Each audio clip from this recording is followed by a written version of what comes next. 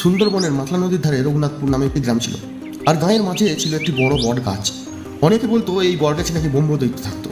হঠাৎ করে একদিন ঘোর দুর্যোগ এলো এবং সেই রাতেই গায়ে বাজ পড়ল। সেই গায়ে অর্জুন নামে একটি ছোট্ট ছেলে থাকতো। সকালে উঠে বুড়ো বটের থানে যায়। সেখানে গিয়ে দেখে সেই ফাটল থেকে একটি সোনার কলসি বাইরে এসেছে। এত সুন্দর একটা কলসি সে এর আগে কখনো দেখেনি। সে সেই কলসিটা নিজের খেলার জিনিস মনে করেই বাড়িতে নিয়ে আসে এবং সেই রাত থেকে শুরু হয় বড় বিপদ। প্রতিটি ঘরে ঘরে কালো ছায়া নেমে আসে। গ্রামবাসীরা বুঝতে পারে না হঠাৎ করে এই বিপদ এলো কোথা থেকে।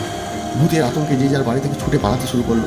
যখন সবাই কিছু অঘটনের কথা বললো, অর্জুন তার সেই সকালে কলসি আনার কথাটা গ্রামের মাতব্বরদের জানালো। সেই কথা জানার পর সবাই তাকে বলল সেটি এনে ভুল করেছে, বুড়ো বটকে কলসিটা ফিরিয়ে দেওয়াই ভালো। অর্জুন তাদের কথায় রাজি হয়ে গেল এবং সে সেই কলসিটা আবার যথাস্থানে বুড়ো বটের কাছে রেখে এলো। তার কুচি মনে কোনো ভাব ছিল না।